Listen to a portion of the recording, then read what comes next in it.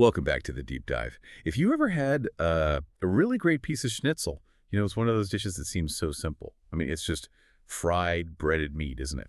But today, we're going deep into our sources to show you why schnitzel is, well, actually a study in precision. It's really not just food. It's more like a culinary icon, a kind of celebration of comfort food done perfectly. That's absolutely right. That's the core thing from all the research, really. Schnitzel kind of goes beyond just being simple food because making it great. It depends entirely on getting the technique spot on. So our mission today is to unpack the history, which has its debates, definitely understand its cultural importance, especially in Germany, and then really break down those exact steps, the techniques that make it, well, perfect. And the ideal, the specific Huh. thing we're shooting for, it's so demanding. It's got to have that almost puffy golden brown crust. What do the Germans call it? The souffle. And that's Mhm. paired with meat that's just incredibly tender and juicy, practically melts. It's a pretty high bar, considering how few ingredients are involved. Hmm.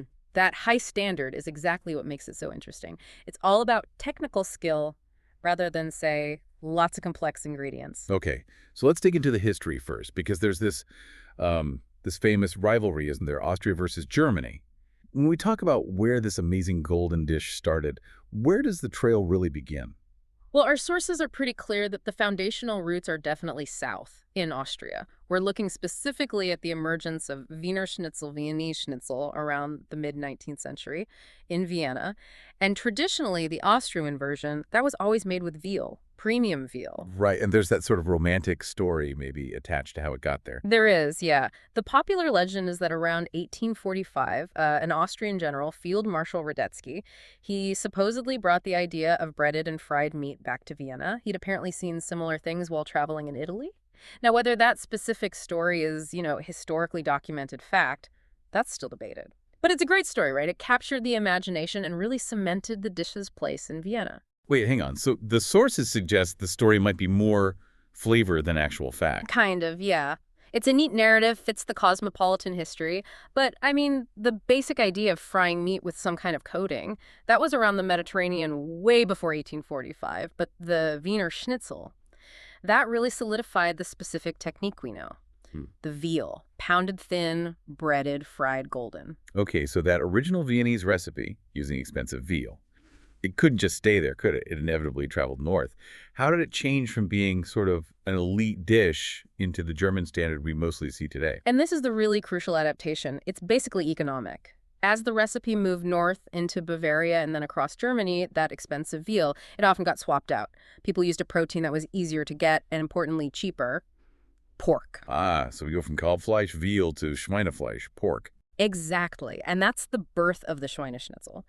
By using pork, which was already a big part of the diet there and much more affordable, the German version immediately changed the game. It made the dish truly democratic. It wasn't just for special occasions anymore. It was food for everyone. That detail, the switch to pork, Yeah, that really is the key to its cultural status, isn't it? It let it become a staple, not a luxury. it absolutely did. And if you think about the bigger picture, that accessibility meant it could just slot right into the heart of German home life, German tradition, almost straight away. Right, and this is where it gets really fascinating.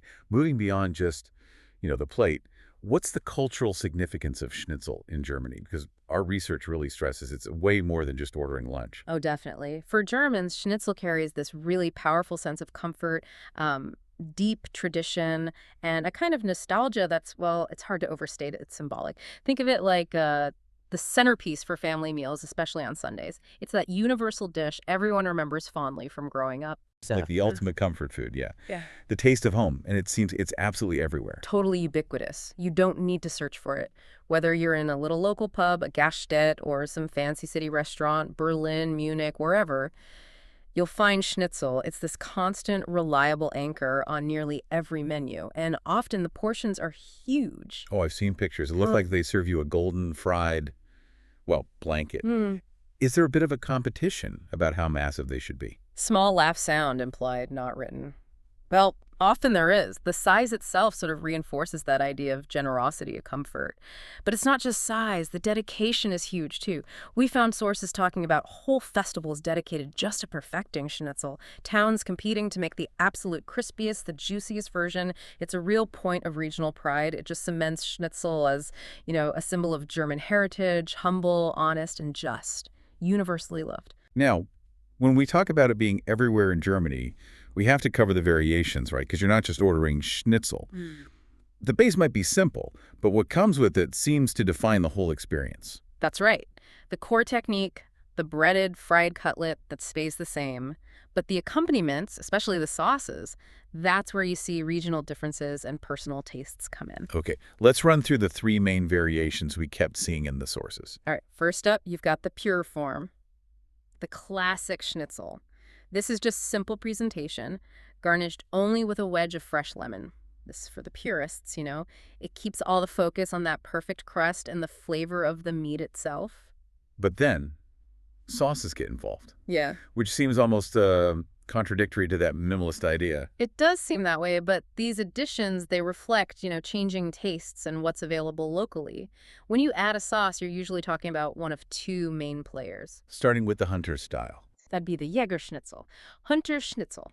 This comes with a rich, dark mushroom sauce, often using seasonal wild mushrooms if you're luckin'. It's earthy, very savory, usually signals a more hearty, rustic kind of meal. And the third one just goes straight for indulgence, doesn't it? Exactly. Then there's Rahmschnitzel. This one is smothered in a thick, velvety cream sauce, often based on, white wine or stock. This is pure comfort food.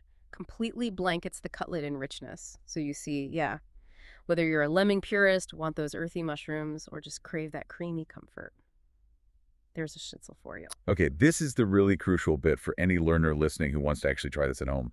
We're moving into technique. If schnitzel is all about precision, what are those essential steps, maybe like the top 6 tips for getting that perfect golden result? Right. Technique is absolutely everything here, and the difference between, perfection and a sad, soggy piece of meat, it's all in these details. You can have the best pork or veal, but if you miss one of these key steps, you just won't get that famous, crispy, golden finish. Okay, tip number 1. Choosing the right cut for that soft texture.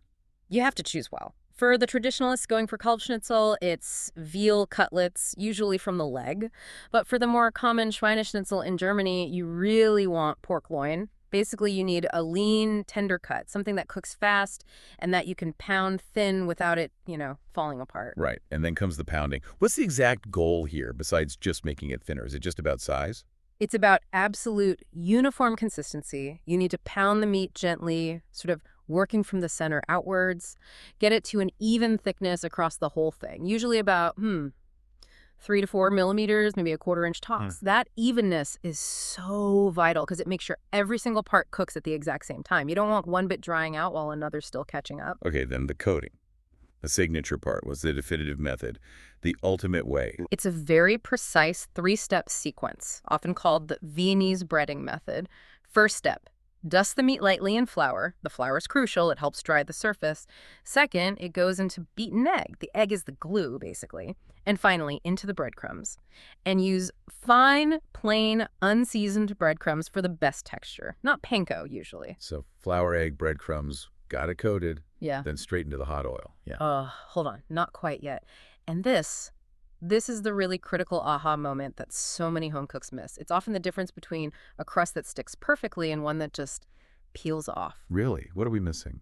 You absolutely must let those coated schnitzels rest for about 5, maybe 10 minutes before you fry them. We call it the time to stick step. Why? Well, that short rest lets the moisture from the egg and meat properly hydrate the breadcrumbs through the flour layer. It creates this stable, firm bond. That coating isn't going anywhere when it hits the hot fat. Huh. Let it rest so the coating basically glues itself on properly. That makes total sense for getting that blistered, solid crust. Okay, now frying. This isn't just shallow frying, is it? No, this is the float for perfection technique. You need plenty of fat. Traditionally clarified butter or butter schmaltz, but a neutral oil works well too, like rapeseed or sunflower, enough fat, and heat it to medium-high. The key thing is the schnitzel needs to float slightly in the oil, or at least be about halfway submerged. You want the temperature high enough so the breading cooks and browns really fast, usually just like 2 to 3 minutes per side. And what if you're stingy with the oil? What happens then? If you don't use enough fat, a few things go wrong. The oil temperature will drop too much when you add the meat. The breading kind of sits flat on the hot pan bottom. It doesn't get that light, airy texture, and it tends to absorb too much grease, making it heavy. The goal is super rapid, even cooking. That guarantees the golden crust while the meat inside stays incredibly juicy. You even need to gently swirl or shake the pan while it's cooking. This helps the hot fat wash over the top surface of the schnitzel, encouraging that puffy, blistered souffle texture everyone wants. Oh, okay. Shaking the pan too. Got it. And finally, the serve, the classic presentation. Keep it simple. Serve it immediately, piping hot, with a good wedge of fresh lemon. That acidity is crucial. It cuts right through the richness of the frying perfectly. Classically, you'd pair it with maybe some simple greens or often a German potato salad, usually one with a vinegar base, not mayonnaise. It's just a timeless, perfectly balanced finish. That whole process, it really does exemplify the German approach to cooking, doesn't it? Minimal ingredients, but this absolute dedication to getting the technique flawless. It creates these really honest, unforgettable flavors. It's all about respecting the simple steps. Absolutely. I think the core lesson here is that, you're not just eating a piece of fried pork or veal, you're tasting history itself, golden and crispy right there on your plate. The simplicity of the ingredients really forces the cook to focus entirely on that precision. Which does raise an interesting question for you, the listener, to maybe think about after this deep dive. What other famous national dishes rely so completely on getting simple techniques absolutely perfect? Like maybe a perfect risotto or a flawless French baguette. Dishes where it's all about the method, not hiding behind complex or fancy ingredients to make them special. Find the right cut, remember that resting time, get the float right in the pan, and yeah, enjoy the taste of real German tradition. Until next time, keep digging into the sources.